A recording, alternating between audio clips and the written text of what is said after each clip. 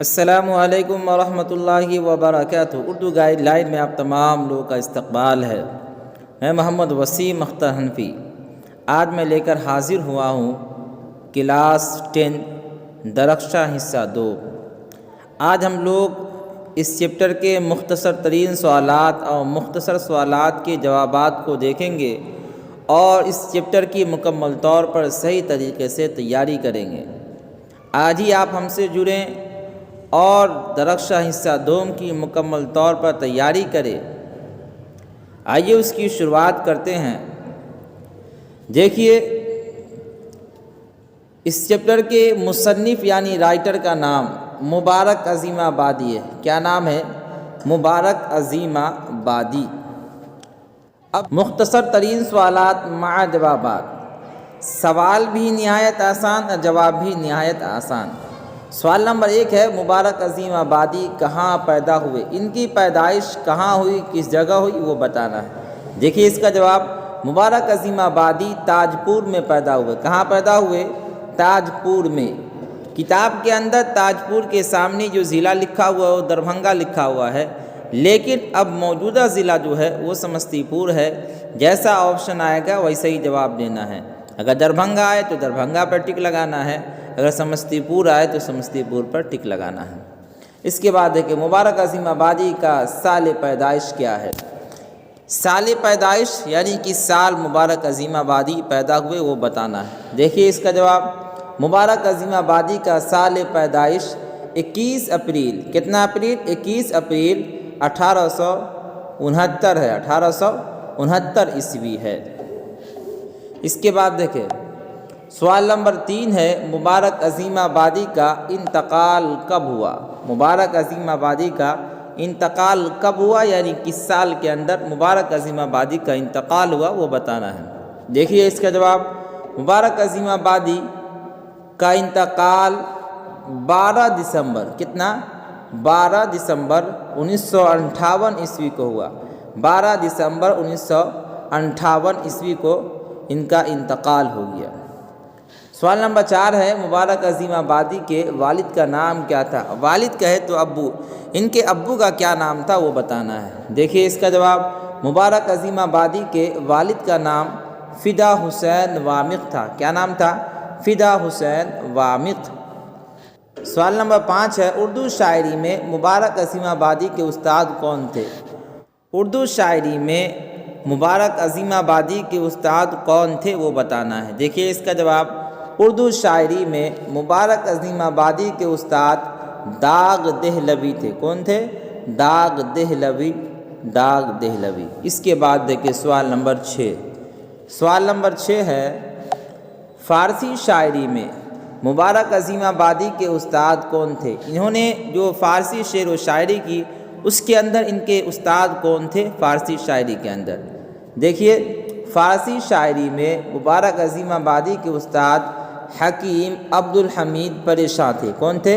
حکیم عبدالحمید پریشاں۔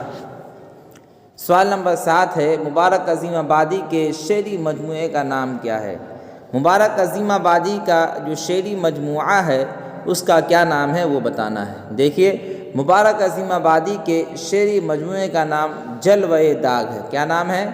جلوہ داغ، جلوہ داغ۔ سوال نمبر 8 ہے، مبارک عظیم آبادی کا شعری مجموعہ کب شائع ہوا؟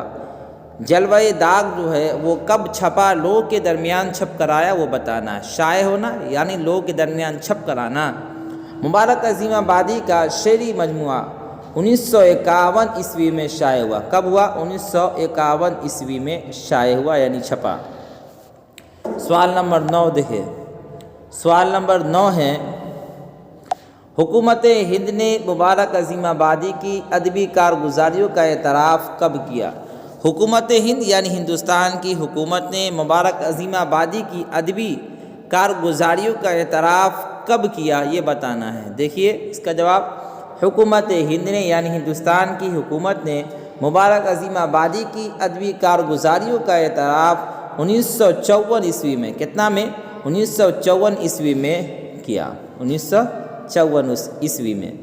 سوال نمبر 10 ہے، حکومت ہند نے مبارک عظیم آبادی کی ادبی کارگزاریوں کا اعتراف کرتے ہوئے کتنا وظیفہ مقرر کیا؟ حکومت ہند نے یعنی ہندوستان کی حکومت نے مبارک عظیم آبادی کی جو ادبی کارگزاریوں کا اعتراف کیا، تو اعتراف کرنے کے بعد انہیں کتنا وظیفہ مقرر کیا وہ بتانا ہے۔ حکومت ہند نے مبارک عظیم آبادی کی ادبی کارگزاریوں کا اعتراف کرتے ہوئے 100 روپیہ ماہانہ وظیفہ، ماہانہ یعنی ہر مہینہ حکومت ہند کے جانب سے وظیفے کے طور پر انہیں 100 روپیہ ملا کرتا تھا۔ اس کے بعد دیکھیں مختصر سوالات مع جوابات، نہ زیادہ ہلکا نہ زیادہ بھاری بلکہ درمیانہ۔ دیکھیں سوال نمبر 1 ہے، مبارک عظیم آبادی نے حیدرآباد دکن کے سفر میں کس سے ملاقات کی اور کس کے یہاں قیام فرمایا یعنی رات کے اندر رکے؟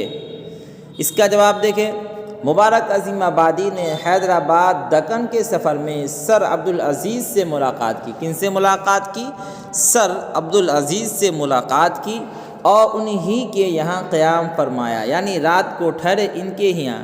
کن کے یہاں؟ سر عبدالعزیز کے یہاں، جو حیدرآباد دکن کے اہم وزیر تھے یعنی منتری تھے، جو اس زمانے کے اس وقت کے حیدرآباد کے یہ وزیر تھے، منتری تھے۔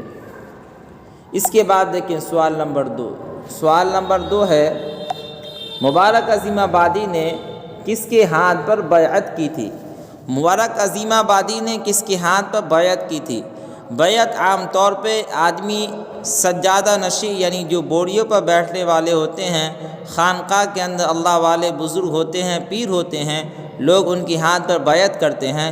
اس طور پر پیر صاحب بیعت کراتے ہیں، اللہ کے ولی بیعت کراتے ہیں کہ اب اللہ کے حکموں کو پورا کریں گے، جو گناہ پہلے کر رہے تھے وہ اب سے نہیں کریں گے، یا اسی طریقے سے وہ کہا جاتا ہے کہ جھوٹ نہیں بولیں گے، ہمیشہ سچ بولیں گے، برا کام نہیں کریں گے۔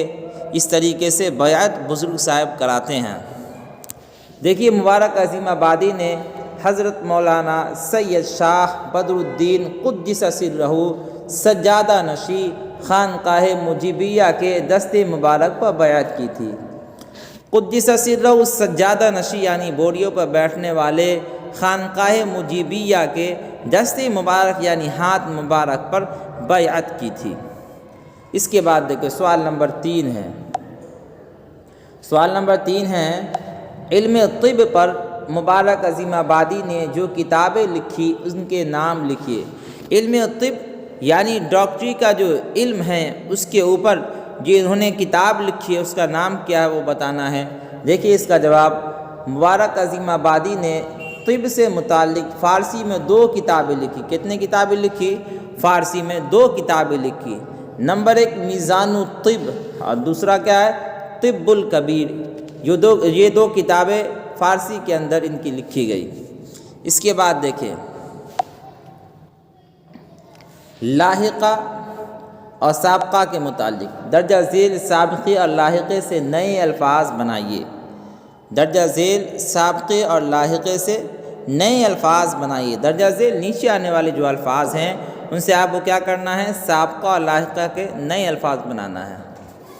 دیکھیے پہلے لاحقہ کے الفاظ دیکھیے، کتاب کے اندر لکھا ہوا ہے مند۔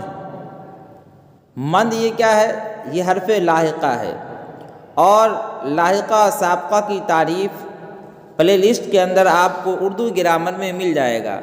جب تک آپ کو تعریف نہیں سمجھ میں آئے گا تب تک آپ لاحقہ اور سابقہ کو نہیں سمجھ سکتے ہیں اور نہ اس کو لفظوں کے اندر پیرو سکتے ہیں۔ من یہ حرف لاحقہ ہے، اور عقل جو ہے، یہ عقل یہ ہے کلمہ۔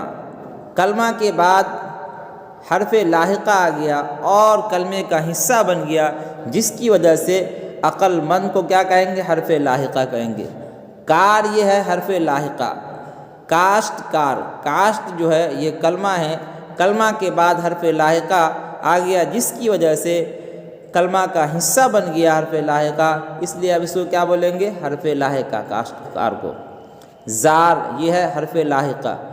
دیکھیے گل یہ ہے کلمہ، اور زار جو ہے وہ حرف لاحقہ ہے، کلمے کے بعد حرف لاحقہ آ گیا جس کی وجہ سے کلمہ کا حصہ بن گیا اور اس لیے اب اس کو گلزار کو کیا بولیں گے؟ حرف لاحقہ۔ اس کے بعد دیکھیں سابقہ کی مثال، بے یہ حرف سابقہ ہے، وقوف جو ہے یہ ہے آپ کو کلمہ سے پہلے حرف سابقہ آنے کی وجہ سے کلمہ کا حصہ بن گیا، جس کی وجہ سے اب اس کو کیا بولیں گے؟ حرف سابقہ۔ اہل یہ حرف سابقہ ہے، اور علم جو ہے یہ کلمہ ہے، کلمہ سے پہلے حرف سابقہ آ گیا، آنے کی وجہ سے کلمہ کا حصہ بن گیا، جس کی وجہ سے اب اس کو کیا بولیں گے؟ حرف سابقہ۔ چیپٹر مکمل ہو چکا۔ اگر آپ کو ہماری ویڈیو پسند آتی ہے تو آپ اسے لائک کریں، اور جو لوگ ہمارے چینل پر نئے ہیں وہ ہمارے چینل کو ضرور سبسکرائب کریں، اور اپنے دوستوں کے درمیان خوب اسے شیئر بھی کریں، تاکہ آپ کا بھی تیاری ہو جائے اور آپ کے دوستوں کی بھی مکمل تیاری ہو جائے۔